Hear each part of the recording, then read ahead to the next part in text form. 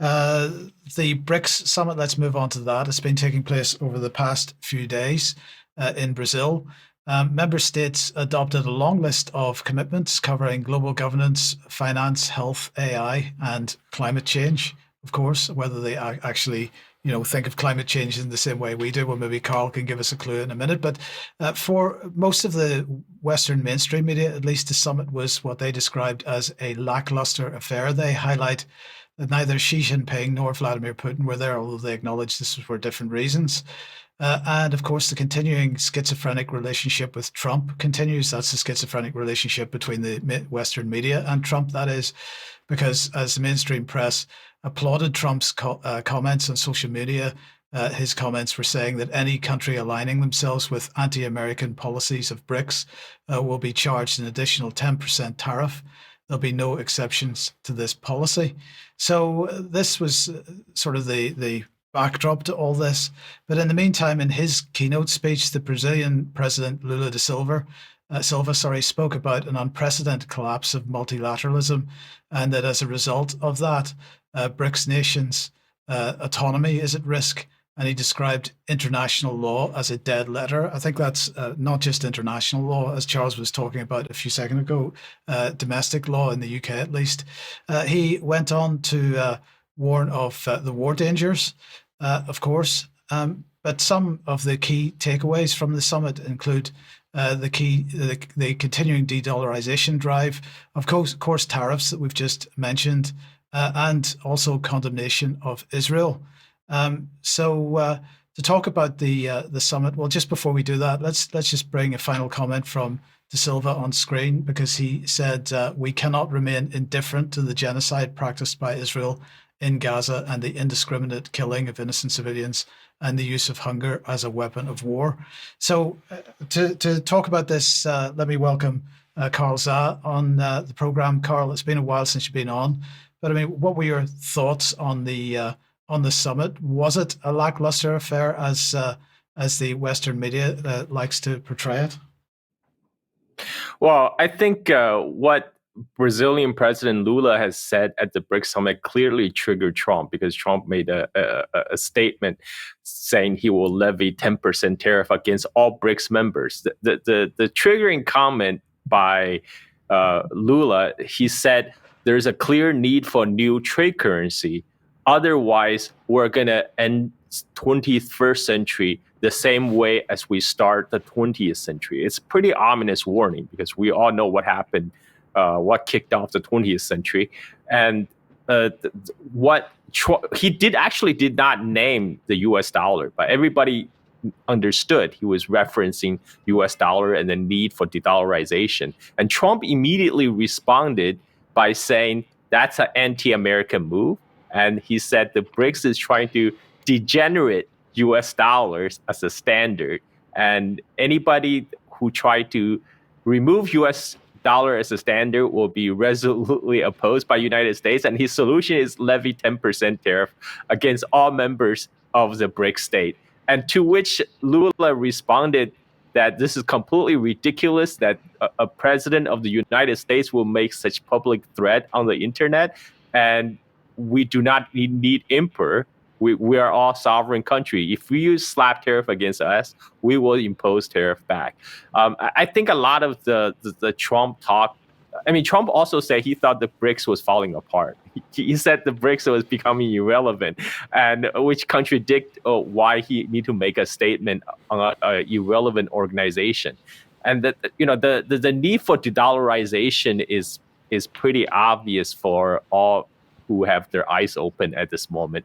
And the Russian finance minister actually made a specific comment that the BRICS banks, the BRICS new development bank, should develop a new mechanism for settling cross-border trade to replace SWIFT. As we all know, Russia got kicked off the SWIFT system as a result of the Ukraine war. This is what threatened the U.S. hold on the global finances. Right now, there's three main pillars of U.S. hegemony over the world. That's the military, finance, and tech. And finance is the one that the United States has been weaponizing to to throw out sanctions all around the world, particularly most recently targeting Russia and China. So of course, BRICS members going to come together to find an alternative, and this is going to happen no matter how Trump will react. I don't think Trump is actually serious about slapping 10% tariff against all BRICS members, because he just tried that a couple of months ago. That didn't work out very well. In the end, he had to come to the table with the Chinese to put a pause on that. Right now we're officially still on 90 days pause on all tariff against different countries, and judging by Trump's record, he said he was going to ban TikTok. He just extended the 90 days extension for TikTok again. So I'm pretty sure we're going to see Trump is now famously known as Taco in the United States. Trump always, Trump will always cop out. And I think that's going to happen here as well. You said that Trump was basically saying that BRICS is falling apart. Actually, this is a narrative that was running through just about all the mainstream media coverage that I saw of it. I mean, I don't know what the expectation was for this summit, but I mean, every summit can't be necessarily producing massive headlines. At some point, actual work has to be done. So the question is it the lack of sort of exciting news from the event which has caused these headlines, or is it just the fact that the Western media is attempting to drive wedges if possible? Well, see, the problem is, the so-called the narrative about BRICS fall apart. This is just part of the media propaganda. The problem with the U.S. ruling elite is they start to imbibe their own propaganda. I generally believe that Trump actually believed BRICS is falling apart. I mean, there are reasons for Vladimir Putin not attending the BRICS summit because, unlike the Western alliance, the BRICS members actually adhere to the international law. It's because there's an ICC warrant out for Putin. That's why, he couldn't go to South Africa or Brazil. This is in sharp contrast to Netanyahu, who is flying around the world right now. And he was just in Washington nominating Trump for Nobel Peace Prize. I mean, satire is dead, and this is but the BRICS. What Confucius says, listen to one's words, but watch their action. Right now, BRICS is expanded to a 21-member club, and in aggregate, BRICS is actually larger, both in the economic size, population, and hold of hydrocarbons than G20 countries. There's a lot of oil-producing country in BRICS right now. There's and in population, BRICS have China, India. That's half of the world's population. And the BRICS economy, in the PPP terms, power purchase parity terms, it's much larger than the G7 country.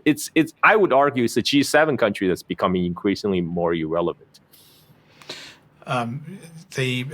Just in the last minute or two, Carl, on this topic, what are your thoughts about, because every time there's a communique from organizations like the BRICS, we see the same type of internationalist language about sustainability and so on. But as you've just said, they continue to use hydrocarbons as if they're going out of fashion. So there seems to be a disparity between the words and the actions, as we're citing Confucius again. Well, actually, the BRICS members, they do have their own reasons for promoting renewable energy. United States, for one, has repeatedly threatened to choke off energy supplies to the BRICS member nations, particularly against China. The U.S. Navy make no secret that they see the Strait of Malacca as the choking point to choke off Chinese energy supplies coming from Middle East and Africa. This is why China has been invested in renewable in a major way. It's not I mean, environmental issue may be a consideration, but really it's about national security. By investing into wind, solar, China will reduce its reliance on imported oil and make them less vulnerable to any kind of U.S. Navy blockade of their energy supplies. And this is, China actually just did a solar rollout for Cuba, because Cuba was under sanction of United States, and in that way, it helps Cuba to achieve energy independence. So, I mean, there's more strategic considerations in BRICS push for renewables. Carl, thank you very much for that. It's very interesting. We'll talk about more about that in extra, I have no doubt. But thank you for now.